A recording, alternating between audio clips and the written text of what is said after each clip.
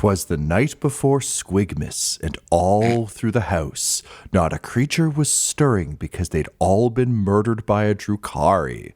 Welcome, everybody, to the Nightmare Before Squigmas, the return to Grot Quest, one of our most requested Valentine Heresy spin-off one-shot non-canonical nonsense shows. I am your GM Tom McGee. I'm here with three tremendous players who are setting forth on this holiday-themed slaughterhouse adventure. We've got Ryan, we've got Laura, we've got Del, and we are playing Grot Quest, which is my reskinning of the amazing Goblin Quest game, which you can find linked in our description. We have reskinned it slightly to be slightly more Warhammer 40,000 appropriate. If you listen to No Grots, No Glory, you will be familiar with how we've done this. But if you're familiar with Goblin Quest, you got some surprises coming. If you're not familiar with Goblin Quest, doesn't matter, because we're going to go over the rules and we're going to cover things as we go. Beautiful thing about the system is it's nice and straightforward, and it's really just about going through tremendous amounts of Gretchins in a tremendously violent and fast and fun way. So, without further ado, our scene begins at the famed war camp of the Gronch, an evil war boss, an orc war boss who has mustered a tremendous legion. He's building up to a Wa. It's part of his New Year's resolutions. He's not quite there yet, but he's got a tremendous war camp built around him, and he is slowly but surely preparing his force for war. That said, it is the holiday season, and this has always been a problem for the Gronch, because around the holiday season, all of the Gretchins, the little space goblins in his army, start to get a little bit festive, because they know the Red Gobbo is coming. And with him, all the treats and delights and presents of Squigmas, the one good day a year in a Grot's life. And I gotta tell you, Grots do not have a particularly good, long, or fulfilling existence. So the existence of the Red Gobbo and the gifts he brings to all the good little Grots is a real gift that keeps them going in all those hard days where they're forced to run through landmines and get tossed as grenades and all manner of other things. But the Gronch, who lived in Gronchville, Squigmas liked not. The Gronch hates Squigmas, and he hates that his Grots get distracted once a year. The orcs are big fans of Orktivis, a festival where you have feats of strength and express your disappointment in your fellow orcs. It's a great way to go up the orc ladder. And the Gronch is a big fan of that, but he doesn't like all this festive nonsense that happens. So he is a firm proponent of squashing any Grots who openly celebrate the Festival of Squigmas. That said, for all of you and your clutches, which are like little kind of units, little war bands of Grots, you like Squigmas a lot. And the good news is it is Squigmas Eve. All of you are sitting around a toasty fire, just a good old-fashioned hobo barrel fire in Grotville, the corner of the camp reserved for Grots. By reserved for, I mean you're kind of shoved into. It's downhill from the latrines. It's near the loudest and smelliest vehicle bays, and no one in their right mind would live there, but it's your home. So you're gathered around the barrel, and although your clutches of Grots are around, only 3 Grots are currently sitting around this barrel fire in excitement. The glow of the fire, the roasting chestnuts, which are just rocks, but you're going to pretend, glowing in the fire, the lick of the flames dancing on your smiling faces as we meet our first 3 Grots. You are, of course, waiting for the only orc in camp who actually likes Squigmas to let you know that Squigmas is officially afoot. None of you can tell time. You have no idea. Mm-hmm. So you're waiting on Clork Griswold, the one Squigmas celebrating orc, to come and tell you things are great. And if you're lucky, you'll get invited to his mystical Squigmas Manor, which is his shack outside of the war camp that he secretly decorates for Squigmas every year. He goes a little too hard, but his heart's in the right place. So you're waiting for Clork. You're sitting around the campfire. Ryan, let's start with you. What is the name of your clutch? So just for the record, from a mechanics perspective, everyone here is playing a variety of different Grots, all from the same little warband clutch. They have a family heirloom that gets passed between them if and when they die. And when their characters go splat, another one just shows up knowing everything that's going on. So let's meet the first one. Ryan, who you got? So my first Grot is called Splatwitch. He's green. He's tiny. He was a cook. He cooked for other grots. He cooked squigs. He cooks dead orcs. He cooks dead people. He doesn't care. He's just a cook. And he likes to make stuff into sandwiches. His special skill is eating anything. He can eat rocks. He eats whatever he feels like. If it exists, it can go into his face and then theoretically out of his butt. Maybe not all of it. His insides are not great. He is a part of the clutch hot chocolate, the thing that they discovered while robbing a mansion, just rich Imperium people's mansions. They found hot chocolate inside it, cooked it up, and named themselves after it because they are a spicy, sweet bunch that will burn you so bad. And they're heirloom because every clutch has an heirloom that they pass around.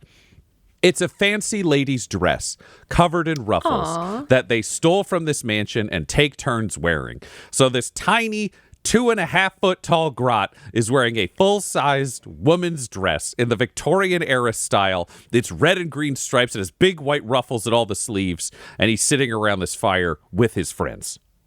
Incredible. And speaking of those friends, who are those friends? Laura or Del? Who one of you wants to jump in? There's a little grot sitting around this little rock fire, and her name is Latimus. Latimus Bonk, which is their clutch name. Of course, Bonk coming from all of the times that all of them in the clan attempt to get hit and or do get hit by orcs and then get smooshed. So it's a common sound to be heard.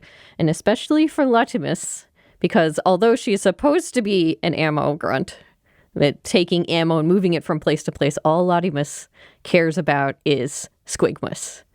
And famously has a bunch of random Squigmas decorations squirreled away. And one of them is the clutch heirloom, which is a belt with a big bell on the middle that is way too big for a grot. And she wears it wrapped around and around her waist with this big bell hanging off because it was taken off of a Christmas squig years ago and then passed down through generations. But unfortunately, this adds to the Bonk last name, considering that walking around with this jangly, loud bell gets them squished very often. But she's just sitting by the fire being like, oh, Squig Miss tree. Oh, Squig Miss, we're going to see it soon. Incredible. A bell from Squig Misses long, long ago. Yes. All right. Amazing. And Laura, what grot do you have? My grot number one of probably many. Hingle McCringleberry. Hingle McCringleberry loves Squigmas. So Hingle McCringleberry is part of the Jangle Clutch. They don't have any bells, but God, they love bells. Probably very jealous of the Bonk Clutch. And I would say if they didn't have something bigger to celebrate right now, they'd probably be going after them for their heirloom. Yes. But right now, what their heirloom is, it's a wreath made of bones that they wear around their neck. It's painted green, and they shove like moss and snot into it just to make it more festive. Incredible and horrifying and incredible. I also think Del didn't know she wanted a wreath of bone until just now. I think there are two grots who are trying to focus on the festivities in front of us and not what is next to each other that we could potentially steal. I think there's a lot of angst. They could easily do like a friendly swap, but those are their heirlooms. I was going to say, that's not how grots live. Nobody's friendly swapping nothing in the camp. It's a real grot of the Magi situation, you know? You each have the thing the other one wants. And Splatwitch is just sitting there looking at both of those things thinking, that looks pretty edible to me. I could eat that wreath. I could eat that bell. And he's just scooping up dirt and jamming it in his mouth, trying to eat something. He's like, I just can't get full. So the question lingers in the air as you stuff dirt in your mouth, and as Hengel McCringleberry and Latimus both actively try not to, shoot daggers at each other's respective heirlooms of what each of you is hoping to get for Squig Miss. It's a time of great excitement for the grots because, of course, the Red Gobbo would never let you down. He's absolutely going to bring you what you want. So what do each of you express in character, please, as you said? And also, just very quickly, a shout out to our lovely patrons on the Dum Dums and Dice Patreon who have provided us with our grot names and personalities for a lot of these characters. So many thanks to all of them, and apologies to the players for all of us having to jump through these name hoops. I love them so very deeply. Let's go. I want a sandwich as big as my head. Just so big. I'm going to eat it and get so full. I can't eat my own head yet, but maybe one day if it looks like my head, then I'll finally know true joy. What do you want? Hingle McCringleberry approaches. He's kind of been standing on the outside, and they move just closer to the other two in a slow step, followed by 2 quick steps. And you notice they're going like slow step, 2 quick steps, because they can only move as though the Mission Impossible theme is playing. And what they really want, because they're like the spyiest spy and want to be the most spy, is they really, really want specifically Spy X Night Mission goggles. What is Spy X Night Mission goggles? Oh, they're goggles. You put them on, you see in the dark. Because they got 2 bright lights that shine. So it's dark out, but you can see in the dark. So like flashlights you put on your face? No, they're night mission goggles. Wow. I thought you would have wanted to walk normal. What? All right, what do you want? He just turns to Latimus. Latimus is just warming her tiny little grot hands over the fire. Oh, I hope at the Squigmas Manor there is the biggest, the shiniest armadillo. I don't know what that is, but I've heard of it. It'll be shiny and Squigmasy. The best decoration. Does it jangle? I mean, it has to. It's an armadillo. And with that, there's a go. great clatter behind you. There arose such a clatter as a bloody and injured orc stumbles directly face first through the flame, just like Dragon Force goes through the fire flames, knocking your chestnut rocks everywhere, and struggling up on his hands, pushing against the ground. And you can see that his orcish visage is just covered in blood and gore. He has shards of a broken golden armadillo dug into his face as though with shrapnel. And he's got a Santa jacket, or a Red Gobbo jacket as you'd recognize it, open and shredded, wearing a hat, a little broken antler mug in one hand with dripping eggnog mixed with his own blood that he's still clutching in shock as he just struggles up and says, He came in guns blazing.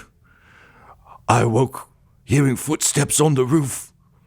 The Red Gobbo. And he looks to all of you with still childlike wonder in his eyes. This is, of course, Clork Griswold. And he says, I heard the Red Gobbo upstairs. I was going to come get you all. But then I heard the shots and the explosions and the blood, the reindeer, all dead. Reindeer, of course, being Squigs with reindeer antlers. The roof, it collapsed, and I watched as a tall man with skeletal features, with a big bow tie made of bats, one of them dark Eldore types, a Drukari as I hear they're called these days, is what I hear. He walked up, and he said, ho, ho, ho, and shot the Red Gobbo right in the snoz. I watched his little festive brains blow out the back of his head. And then this tall man, this Jake Skellington, reached down. He picked up the Red Gobbo's hat, put it on his head. He picked up the Red Gobbo's cape, threw it over his shoulders. Looked at his hands, said, What's this? What's this? There's magic in the air, and I saw a grin across his face. And then he shot me a bunch of times and ran away into the night. My friends, Squig Miss is doomed. if you can't get to Red Gobbo's hat and kite back and deliver all the presents he was going to deliver, why, I think Squig Miss will be as dead as I'm about to be. It's up to you now, grots. Go save Squigmas. And with that, Clork Griswold collapses onto the fire and starts roasting like said chestnuts, his internal organs leaking out the sides as his body bursts into flame. And Grots, the gauntlet has been thrown down to you. The Red Gobbo is dead. You must save Squigmas by taking out Jake Skellington, taking back the mantle of the Red Gobbo, and delivering the presents to all the good and bad little grots, and perhaps other characters around the Warhammer 40k universe. Otherwise, things will be grim dark indeed. So, I gotta get my night mission goggles. you might need them for this mission. The way Goblin Quest works, you will have 3 different distinct activities you need to do in each stage in order to save Squigmas. So I've done a little bit of the legwork for you just to save on time and festive cheer. The things you need to do immediately, you got to figure out where this imposter went. You're going to need to gear up, as our good friend Hengel McCrinkleberry has just indicated. And you're going to have to board Jack's ship. You know that a random stray Drukhari wouldn't just show up all alone. So you got to get on his trail, get your gear, and then you got to get that guy before he escapes into the night. So those are the tasks in front of you. The challenges before you, of course, are that the orcs do not like Squigmas. They're busy celebrating Festivus in the middle of camp. I can give you a rough rundown. Octavus? Sorry, Orktivus, yes. It's funny, I had something stuck in my throat, some kind of Seinfeldian trademarked term. So yes, Orktivus, and of course, the Gronch will not be pleased if you go around asking too many questions. So Grots, it's up to you to determine how you want to go about these things. The way this works is when you want to do something, you roll some d6. On a 1 or 2, you get injured. Doesn't matter what you're trying to do, you just get hurt, because that's how Grots be. On a 3, something bad happens. Not going to be great for you, and the next grot will get a -1 on all their dice rolls. On a 4, something good happens. That's nice. The next grot will get a +1 on all their dice rolls. And on a 5 to 6, congratulations, you did it. You got 1 success, and you need several in each phase of this adventure to unlock the next piece. So that's it for me. I'm turning it back over to you. Grots, how are you going to save Squigmas? All right, I got to get this ready. Just a second. There's some stuff here we could use. And he's going to go over Splatwitch and just imagining this large orc Clork has fallen over the fire, so mid-torso is center of flame. Yep, and 100%. he would go to his head and be like, we're going to need some money. And orcs use their teeth as currency. So orc teeth, or teeth with an F at the end, is currency. And Splatwitch has had to prepare a lot of orcs and other things to be eaten over time. He's always hungry. But they always take the teeth out before they give him the body, and Clork still got his teeth. So he's going to go up to the head and just start alternating between ripping a hunk out of the body and eating it, and then yanking a big tooth out. And then he's just going to be using teeth to knock the other teeth out to collect a large bit of currency so they can bribe someone if they need to. It's like teethception, just like use the teeth to get 100%. the teeth. I have teeth, but I need teeth. Yeah, okay. I like that a lot. So also I should say, in terms of like initiative order and turns and how all this works, everyone has one major action they can take in a quote round. You don't need to worry about initiative or anything else. I'd rather just kind of hear what everyone's doing, and then we can figure out what order they go in. But Sweet. Everybody gets to do something. So that's what Splatwitch is doing. You're moving to the fire. You're going to harvest Clork Griswold for parts. How about Latimus? I saw a shiny armadillo. I feel like that is priority number 1. So I think it is going to the other end of Clork, grabbing whatever is on his belt, whatever else is there, of like, there's got to be some stuff that we could use in here. There's got to be some useful. We got to loot the body. And so while Splatwitch is working from the head, I'm working from the feet, and we're going to try and get as many things as we can to use to move forward in this quest. Amazing. Yeah, we're All right, both the size of a third of an orc, so we're both looting a third of an orc. Yes. I like it. All right, so we got 2 people on Get Some Gear. And Laura, what is Hengel McCrinkleberry doing? I'm going to say that name as many times as I can because I love it so much. Yeah. Hengel McCrinkleberry, their job is a spy. So they're used to kind of listening out and watching out. So what they're going to do is basically circle around in like ever widening circles from the body and the other 2, just to see what they can observe on the ground or in the environment to to give any indication. And they're going to be moving like, That's their footsteps, but they say that too. I love the idea of a grot trying to walk the grid. That's very funny. Okay. I mean, it's a very disorganized spiral, but yes. I get it. It's GSI, Grot Scene Investigators. They really will do a spin-off anywhere. Okay, amazing. So Hengel is doing that, which will count towards find out where the imposter went. Yay. Great. Okay, cool. Let's start with looting the body, because that seems most appropriate as it is currently burning up. Ryan, you got in there first with Splatwitch, so let's start with you, please. So the way skills work in Grot Quest are you have a number of different things you've told us about your grots. When you want to do a thing, you just get to roll a d6, just as a base, like you are attempting to do the thing, so you get at least one. But for every relevant skill or piece of information we have, you can add an additional dice. If you followed us on Valentine Heresy, this is similar to saying like, oh, I have this, so I can add an extra, bonus or boost. Yeah. Here, it's literally just like, in your case, Ryan, I think this is a nice, clear, teachable moment. Splatwitch loves eating stuff, so I think deboning meat is a very easy sell. Similarly, I was gonna say, so he's cooking, because he knows how to knows how to take a body apart. So Splatwitch has that expertise, and he's also eating while he's doing it, and he's always hungry. So that would factor in there, and he can eat anything. This is specified ability, and this is even edible. So I think this might be 4 dice, Tom. I will accept your thesis, Ryan. Let's see what happens. Just a tiny grot in a frilly Christmas dress, hauling a corpse apart, ripping its teeth out. Alrighty. I have a 6, 2 4s, and a 1, which according to the rules means 6 means I succeed, so I get all the teeth out. The 4s means something good happens. So I would say I got a boatload of cash. That feels useful for Splatwitch. That's a success. And this buoy of confidence means he passes along +1s. He gets 2 +1s that are passed on to the other grots. So your rolls, my dear friends, get +1s. Just the next grot. And then so it'd be +2 to the next grot? It'll be +2 to the next grot. Oh, we could split it up. If you want to split it up, you want to be a generous grot. It's Squig Miss after all, so sure. +1 to each. Yeah. So they get passed around. And then the 1 means that I am horrifically injured. So I think I get all the teeth out. I'm like, yeah. Oh, I'm getting so full. Oh, yeah, get these teeth. I'm so strong. Yeah. Guys, we're rich. We're going to be the best grots ever. And he yells, yay, and then falls immediately into the fire. Great. You go up like an orkish Roman candle. So just on fire, rolling around. We'll see how that plays out for you over time. But yeah, you can mark 1 injury on your sheet. How many injuries do we get to have?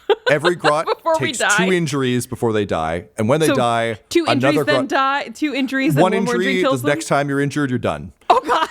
That's what we like. 2 HP, if you will. So you take 2 injuries and you die. One other rule mechanic that I was going to say for when it was appropriate, but I can just bring it up now, is in Goblin Quest, every goblin has a lucky ear. We established in No Grots, No Glory that grots have a lucky tooth. It can be whatever you want it to be, but if you don't like the results of your roll, you can use your lucky tooth to re-roll the entire thing. That tooth can be whatever you want it to be. Just explain what it is so we can all have a chuckle.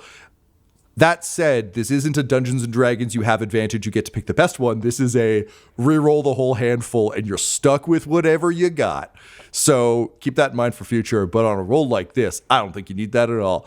And Ryan, I'll actually give you one more to this, because since you got a success, you get the thing you wanted. So you would actually have all the money that you were seeking, but you also rolled something good twice. So I want to make sure that we're in a good position here. So I'm going to say one good thing that happens is there's an explosion on the other end of camp, unrelated to Jack Skellington and his... Jake Skellington? Yeah, but it's written like Jaek, so sometimes it'll sound like Jack, okay?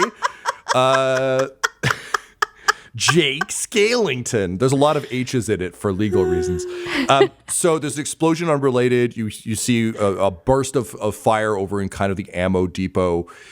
And I'm going to say that's going to distract the orcs from noticing that you're up to some Squig Miss related shenanigans for the immediate future. So give you that piece, Ryan, and I will say the other something good is that regardless of the success of the roll, Hengel McCringleberry will find something useful while walking the grid in GSI. Nice.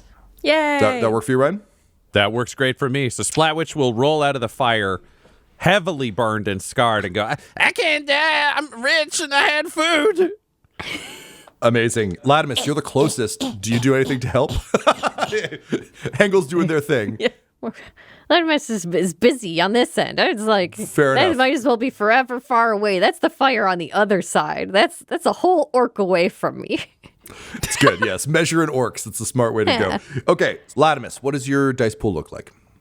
So, Latimus, well, I'm not sure if it counts that my present that I wanted is part of this whole situation. So that's one Yes, thing. I would But give you a dice for also, that. Latimus is very good at sneaking presents and decorations away. So the quick hands that are used to grabbing decorations and hiding them are going to work over this work. So Sure. And Yep. a golden armadillo, even in pieces, sounds like a present and or decoration. I would agree. yeah. So that I guess a 3 dice for me. Okay, let's see it. I got a 6, a 5, and a 3, which means I guess it's a 7, a 6, and a 4. Is that how that works? The +1. It is. Oh, we are going. This it's a Squig Miss miracle. Yes. Clork is no more, but we have so many presents and gifts. Okay. Little hands. So, Latimus, I think you're able to successfully reconstruct the armadillo from Clork's remains. You do that Japanese pottery repair thing, except instead of gold, it's like blood and orc guts, and you manage to just kind of like piece it Gratsugi. together. Yeah, there you go. Or Orksugrat. Cigarette. Both are winners, you know? It's dealer's choice. So you managed to put the armadillo back together. What do you name it? I name it Pike. Pike Bonk, the new armadillo. and Pike Bonk is going into this bell belt. It's just, now it's extra jingly because now this gold armadillo is there and it's hitting against that. There's so much noise happening right now. Amazing. Okay, and with your upgrades, you actually don't have any failures on that at all, and you succeed enough to successfully gear up. So you managed to find all the things you think you'll need. In there, you've got a bunch of money. You've got an armadillo now. Is there anything else you grots would want for your adventure? Well, you know what? Maybe we should say a weapon. So you pull a wicked festive knife out of Clork's boot. Yeah. It's usually used for, cutting those horrible Christmas loaves that are even worse than 40K. I don't want to tell you why, but just rest assured, fruitcake is worse in the grim darkness of the 41st millennium. Imagine fruitcake minus the fruit. It's Plus just bad badder cake. things. Yeah, plus better things. So you get a wicked looking knife that the three of you can share. Oh my goodness. So that's your something good, and then otherwise, yeah, you succeed with flying colors. So you guys feel geared up. You've got your armadillo, you got a bunch of money, you got a knife, and I was gonna say, I think a +1 gets passed forward from the 4. So do we want to say that gets stacked for Hingle because this is all kind Correct. of one round? Oh Engel, my you're gonna have a goodness. hell of a roll. They're getting +2. All right. So as the grots gear up, Hengel, you continue to walk the grid. This is your design. Let's see what you discover. Do we get an extra die also for using our heirloom? Yes, absolutely. Yeah. Okay. So 1 base die, right? Yep. Hingle is a spy. It's like a listener for spy masters. That's their job. So I'm going to get the +1 for listening out to hear. Yep. Their thing they're good at is remembering what they see. So Damn. All right. Yep. +1 for that. Oh, here we And then go. you get And then +2 from everyone. As they do their chaotic spiral grid, they're going to take bits of moss off of the wreath and leave it down so they don't retrace their steps. So they're more Yes. efficient. So going to get a +1 for that. Circles are really hard to remember, says Splatwitch to himself. Especially when you're moving in a chaotic 5/4 time signature. And then I get the +1 That was forward, right? You get +2 because you get 1 from Dell Oh my and God, you get yeah. 1 from Ryan. So Okay, here we go. So I'm rolling 4 dice.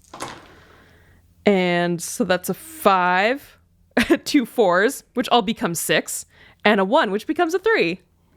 So it's a 7, 2 6s, and a 3? Yeah. yes. Okay. So much success. Yeah. Much success. Very wow. Okay. So And then Yeah. a -1 to someone moving forward. Whoops. oops. Yeah, the next grot. So Hangel, you have a hell of a time looking at this grid. You know, you've worked for spy masters for years. And orc spy masters, that's a very, very broad term.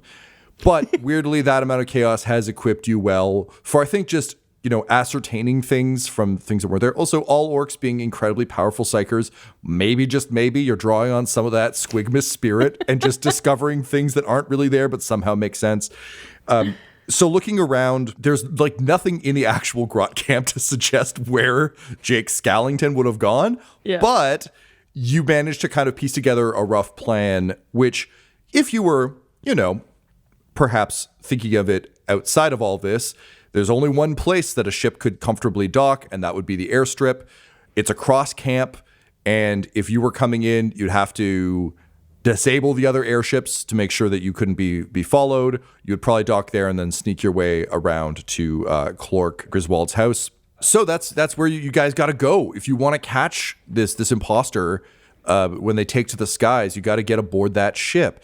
Unfortunately, something bad that happens is to do that, you're going to have to cross right through the sort of camp square where the Orktivist pole is set up and the Orktivist feats of strength are occurring.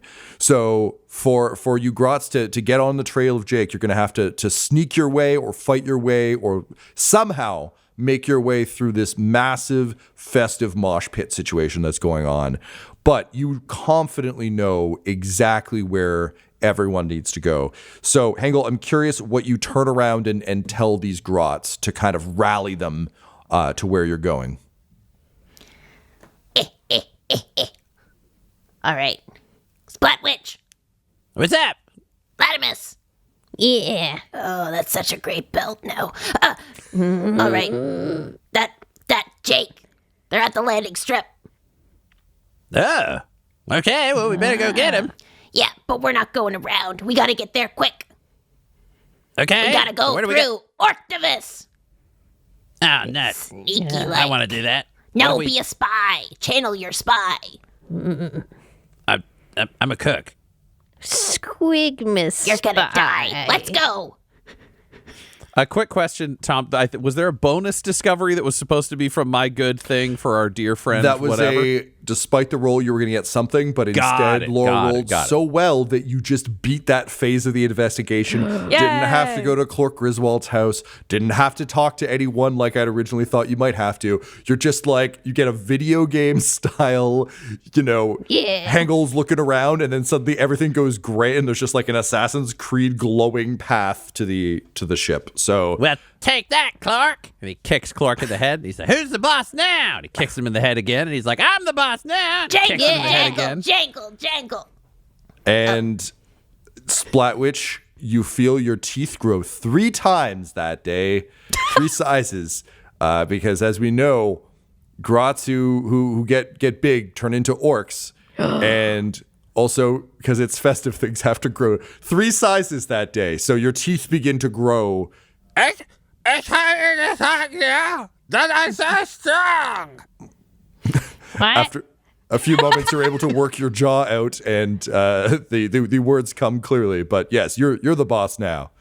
I got a bigger hole for bigger sandwiches. Let's do this. And with that, the 3 of you set out across the camp. So here's the thing. Big orc mosh pit, big pole in the center. A lot of the orcs are fighting. A lot of the orcs are joking around. Here's the big dirty secret that the Granch doesn't want to acknowledge. Everyone enjoys a little bit of holiday cheer, and the orcs surely are finding that with each other. It's a little bit like in the Christmas Carol when, the ghost of Christmas Present is like, hey, look at all these people having fun. Scrooge is like, they don't have money. It's like, doesn't matter. They're finding their own fun. So the orcs are finding cheeses for Mises and all sorts of other fun things. Unfortunately for grots, though, this is not an area of the camp you're really allowed in. So I'm curious how the three of you plan to get through this mob of orcs. I will say your current stage is both getting through the orcs and getting aboard the ship. So you don't need 3 successes to get through the orcs, but you do need to come up with a plan for how you want to try and get through the orcs, and we'll see how many dice you need to roll to accomplish that. It stands up and says, I found a Squig Miss knife, and I will use it, walking back over to poor Clork, who has been ripped apart, and just rip off Clork's red suit, and then say, if we hide under this, no one can see us, and we go real fast. Yeah, while we're under it, I can take all these teeth and throw money off to the side so everybody runs over to the money instead of paying attention to us. Yeah. That's what cooks do. Sometimes when you don't have a meal, you have to distract them with something else on the plate. Where you're like, yeah, you don't like this nothing. How about a tato? The season of the bear is excellent. I just want to say they took a real left turn, but I'm into it. All right, And if we all move like this, no one will be able to see us extra. Yeah, it worked before. Nothing can ever go wrong after our last plan, says the guy who's horrifically burnt. Yeah, you smell really good. Yeah, I cooked me. Yeah. So with that, you throw yourselves under Clork's coat, which, according to orkish law, will go faster because it is red. Good pull, Del. So you climb under Clork Griswold's coat. I'm kind of inclined to just make this a combined roll. I think we all got to roll and see what happens. I agree. Yeah. Unfortunately, there is a -1 to this roll coming forward from the previous check. That's so fair. We've talked a little bit about what we're using here. Splatwitch, you're contributing throwing the teeth that you found as a distraction, just using the money gun approach, which I love. You're just straight up Jack Nicholson Joker, just throwing money to everybody. I like it. So I think you get a dice for the teeth, tossing the teeth. Latimus, you suggested the stealth approach with the both Hengel McCringleberry and Latimus, you're both on team stealth. Yep. We're gonna dice for being under the coat. It does kind of make you look like a squig, so there's a little bit of good there. We're gonna get a dice for Hengel McCringleberry's Mission Impossible walk, because even though walking in that 5-4 time is not the most effective way to walk unless you're trying to avoid sandworms on Arrakis. Just want to acknowledge it. It is decent for weirdly moving through a crowd because you're moving in fits and starts. So you can't actually just dodge around stuff. And also your whole life is stealth. So that's great. So I think that's what I'm going to make the argument for on the dice pool. Does anyone have another skill they want to throw in? Sounds great. I do remember what I see. So if Hengel's been through that area before, they would remember exactly. Yeah, that's a very. I will absolutely give you a dice for that. That's a very, very good pull. And Tom, the teeth strategy is technically based on garnishing a plate, which is a cook skill. That's true. If you hadn't gone so deep into it in character, I'd say no, but you did really sell it, and then I made a bunch of bear jokes, so I think I kind of have to let you cook. Yeah. All right, and if we're going to be messing with Tom, I mean, this is a Squigmas coat, which means it's sort of like a Christmas decoration that I am holding on to with my tiny little hands that are good for grabbing Christmas decorations. Yeah, you're decorating us. Everything is a Squigmas decor. Okay, that one's a bridge too far for me. No die for that. But nice try, Del. I appreciate it. Appreciate the effort. My A+ for effort. Squigmas heart is broken. It's all right. We'll find that spirit in the teeth of an orc. Okay. All right. So what are we rolling? We have 6 dice total. We have the base die plus So we 5 can dice each roll that two? we'd added. Yeah, I was gonna say just like everyone roll for the skill you're contributing. So. Oh, okay. So I think it's like Ryan, you've got dice. You've got. I'm adding 2 dice. Laura's adding 2 dice, but the core plan is Dell's. So the base dice to start with, and Dell's bonus coat business. Yep. And -1 2 dice to each. all of 2 this. dice each. Good luck, and the core can work speed. And is it -1? Yeah, huh? Okay. Okay, I got 2 4s, which became 2 3s. but I am going to use my lucky tooth. And I take one out of the pile I have in front of me, and I eat it. Because I can eat anything, because I feel like I'm stumbling, so I'm re-rolling my 2 dice. You're eating Clork's lucky tooth? Yeah, 100%. So vile. It was bad. It got worse. I ate a tooth. I'm actively choking on a tooth, because now I have a 2 and a 1. So you guys are going to get -1 on your next die roll, and I die choking on Clark's tooth. So Splatwitch is dead. Okay, hang tight on that. I want to see how the rest of it plays. We'll see just how badly this all goes. All right, Del and Laura, what'd you get? I technically got a 3 and a 0. Okay. All right, then I got this combined. It's a 1 and a 4 with the negative ones. Okay. So Clork is dead. Don't worry, so Splatwitch. Yeah. What is your dramatic dying moment that spoils this ruse for the rest of the team? Splatwitch is stumbling, and the teeth aren't really working because people are just seeing teeth fall out of a moving coat, which it turns out was a terrible plan, because distracting people by getting them to look exactly 1 foot to your left is awful if you're trying to work through a crowd.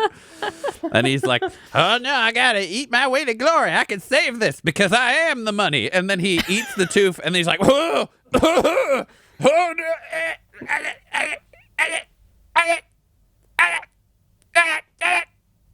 and he grabs the coat and he falls down. Then he's just going, he's just rolling himself up into a tiny burrito, and then he dies, becoming a meal for the orcs around him. Incredible. As that happens, Del, your bell jingles against the armadillo very loudly. Yes. Between the grot choking to death and becoming a burrito and the jangle, everybody turns towards the two of you. And something bad. Splatwitch coughs, and all the teeth fall out of the coat surrounding you guys. Looks like burritos back on the menu, boys, says a Lord of the Rings orc who found himself in the camp. Amazing. So having been revealed, the 2 remaining grots, Hengel, McCringleberry, Jangle, and Latimus Bonk, you just book it as fast as you can through the crowd. And the orcs are just, it's that slow motion montage. It's like slow motion tackles going on as all of them leap at you. You're dodging under. Hengel McCringleberry, you take a wound while doing your awkward Mission Impossible stutter steps. I think Hengel McCringleberry gets the wound by like tripping over Latimus, who's like obviously does not move this way. Amazing. Yeah. So you trip and just eat it.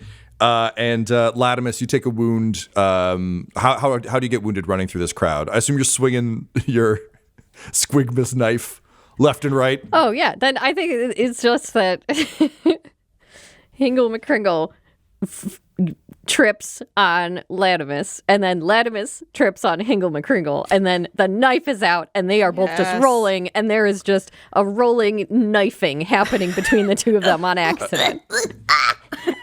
Amazing.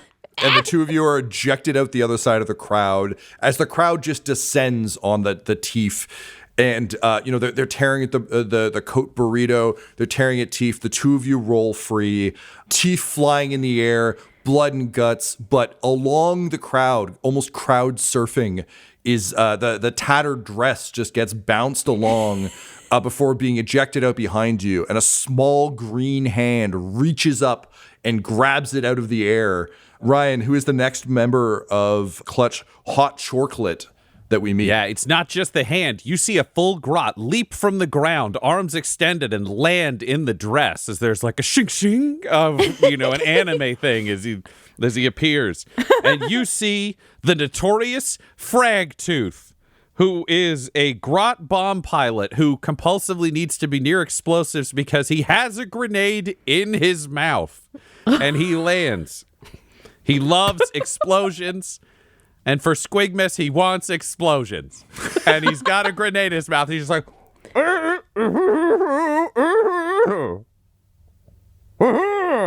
Yeah! and the three of you take off running towards the airfield. So, as I said, the airfield has been decimated by some sneaky Drukhari raider tactics. The Calabite warriors are fast and mean, and for a bunch of orcs who were too busy celebrating Orktivus, they really weren't paying attention to their airfield. So as you run in, you've seen that the Drukhari raiders have done their work, and the Decapitated, their blades are broken. The Daka jets, their wings have been dismantled. You can see dead pilots hanging off of them. They've all been stealth killed. Very efficient operation. Hengel McCringleberry, this might be the most spy stuff you have ever seen. It's kind of cool and also very bad. Fragtooth, you look around and all the large munitions are still in place. So there's that temptation, but obviously they can't be launched. They're just strapped to various vehicles. But there are a lot of pretty big explosives sitting around. But docked on a small platform that the Decapitated usually use to take off from, you can see a large shadowy shape. And there are no lights on it. All the sort of helipad lights have been shattered, knocked out. And it's a massive long vehicle with a huge sail. And you can see scything blades coming off the bottom of it. These things kind of look like if you took an arrow, like a clip art arrow, and sliced it in half. So that kind of shape. But this one is there's twice as much of it. It's bigger than the other Drukhari raiders that you've maybe heard tell of. It seems to be kind of doubled, and a very large, impressive looking vehicle. Of course, in Orkish camps, the correct term for things is rarely used, as evidenced by our Daka jets and our big Shudas. And this large scythed vehicle, we, the people who pay for models, might know as a Drukhari Tantalus, but the orcs just know that it kills a lot of them, and thus they only refer to it as a sleigh. So you see a massive sleigh, S-L-A-Y, naturally, silhouetted against the night sky. And you can see it's making preparations for launch. You're at the far end of the launch pad. There's all the ruined orc vehicles between you and the docked Tantalus. The sleigh is going to take off soon, has not left yet. And you know Jake Scollington will be aboard it, as well as the presents for all the good and bad little grots and other creatures of the world, because there's no way someone would just steal the suit and not steal the loot. So how do you try and get aboard this docked sleigh? And he points around in like a little circle towards the thing. And he points to a bomber over his shoulder.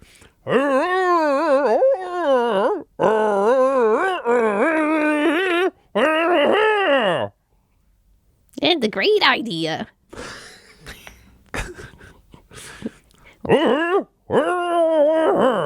And Fragtooth turns and runs towards the bomber. Great. And Lotimus is gonna just run towards this ship, because Lotimus is like, as pulling out this knife. The only good way to get into stuff is with a knife. So just gonna run forward and just stab the ship and be like, that will get into it. Amazing. That makes sense to me. And Hengel McCringleberry, how are you? Is going to run around the ship and then try to like stealth your way on? Yeah, I don't know. Yeah, that's apparently what Frogtooth said. Amazing. According to Hinkle. Okay. We all heard what we wanted to hear. So I'm going to go with Fragtooth first, because I don't know what the hell he's doing. And Yeah. I'm inclined to say that neither do the other grots. So what's fun is their planes start, and then whatever Fragtooth is going to do happens. So let's see. Fragtooth runs over to a bomber jet with its bomb still strapped on, and he climbs in because he doesn't need it to fly. He just needs to drive it into this other ship. So he is a grot bomb pilot, and he doesn't need to fly this. He just needs to hit something with it, with himself as a pilot, which is his specialty. Following the style, Buzz Lightyear style. I like it. He loves explosions, so this would give him explosions, which is another one. And then when he gets close to the ship, he wants to pull the pin on the grenade in his mouth and factor that into hitting as the overall explosion of this ship. So that's 4 dice, Tom. Does that feel about right? Oh, and he wants an explosion for Christmas. So for Squig Miss, he achieves his goal. 5 dice. 5 dice, and you get a +1 from the incredibly slim Oh, yeah. something good that Hangle McCrinkleberry managed to pull off on their last roll. So, all right. So, Fragtooth, you have your dice. I'm gonna have you hold on that roll because I think we need to know what happens with one grot in particular to see how that rolls out. So, Latimus, you're rushing the vehicle to stab it. Let's get a roll for that, and then we'll see. Yeah. We'll see. What we will see. It's this one dice that I have.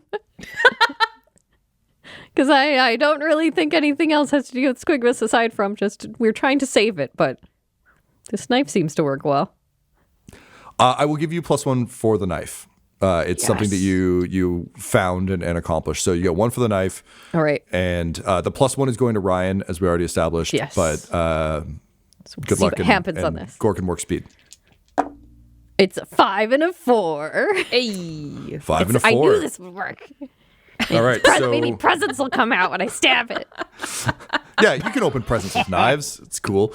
So Latimus, I think it's the 300 leaping thing, or like my own personal frame of reference that I use all the time for no reason. No one else knows is the rain of fire axe jump, where it's just like up in the air, dagger out. That was slam in it all into the sunset. trailers. Hell yeah. Yeah. Just leap up, knife in the side of the ship, and doing so dents it a little bit, and you actually see the lip of a hatch next to where you jabbed the blade in that you can possibly try and pry your way into, which we will see based on Ryan's roll how possible it is for you to do that.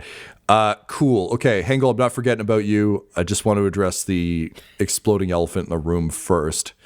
Ryan, go ahead and roll your dice. Now that we know Latimus is on the side of your target, I'm curious to see. He just looks up and he says,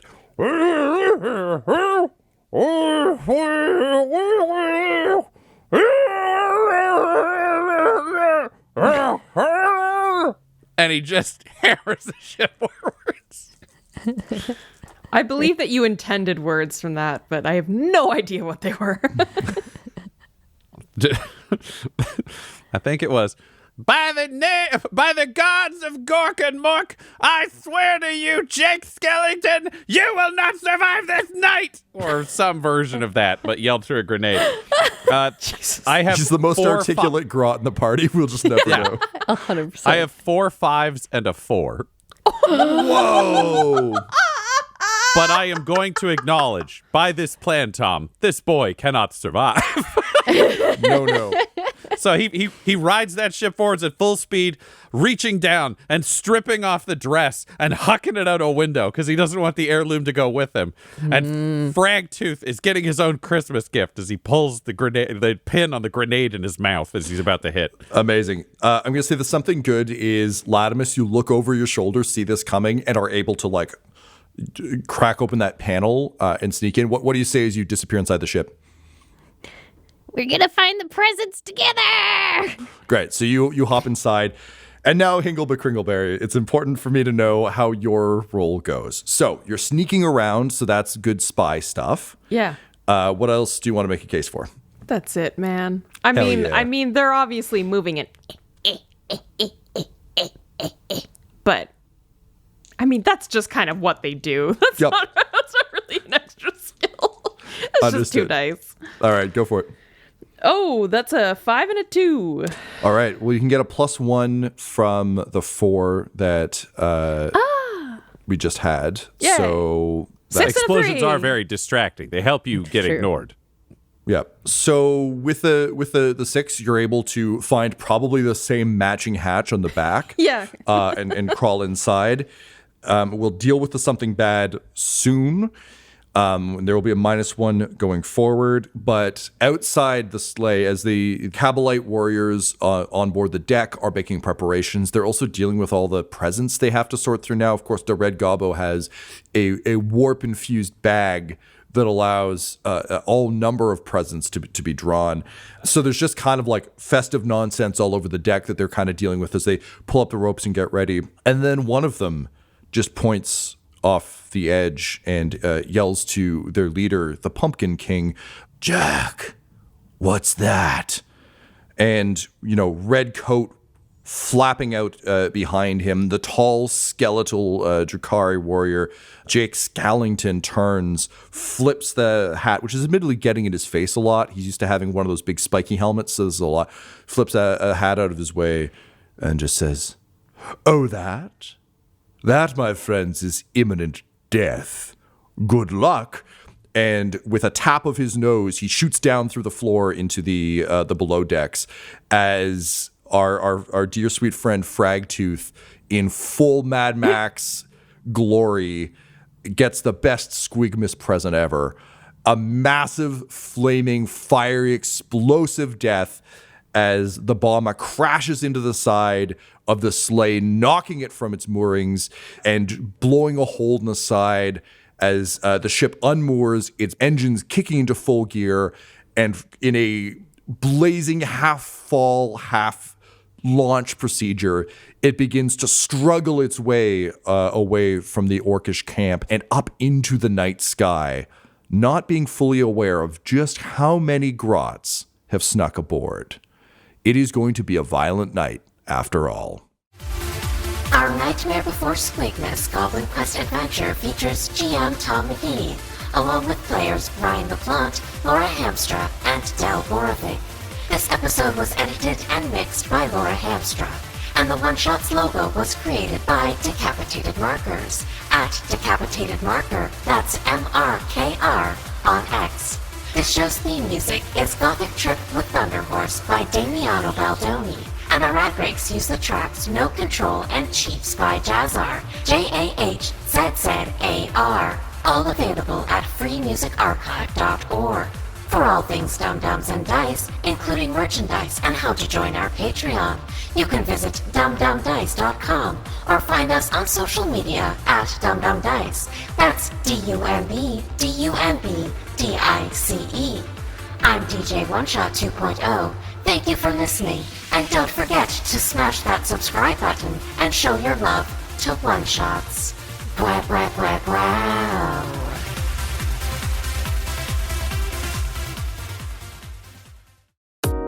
Dum-Dums and Dice has to give a special thank you to the supreme beings of our Patreon at this time: Christopher Little, George Dolby, Richard Cranium, Gavin and Abby McDonald, Logan, Fire Unfriendly, Grandma Likes D&D, Alan, Stabby Stranger, Glitch Trick, Flynn1138, Alarain Okapi, Schrodinger's Pepper, Guy Edwards, Madre de Gatos, Lady Maiden, Garbo Ape, Locke, Sam Schaefer, Waffle Marine, Dagger Rain, Rob L, Dia De Los Hoodless, Squishy Werewolf, Remy Funky Head, Nomad, the Wise Paladin of the Badlands, Accent Therapeutic Services in Florence, Kentucky, Lael, Shulzari, Gus Schreider, The Long Family, Jordan Oliver, Richard Wright, Brittany Fenwick, Alex Parr, Old Man Mojo, Dragonfly, The Body Barrelers, and Jill and Noel LaPlante. If you want your name to be added to this list, you can join our Patreon too at patreon.com/dumdumdice. Thanks to them, and a little bit of thanks to you.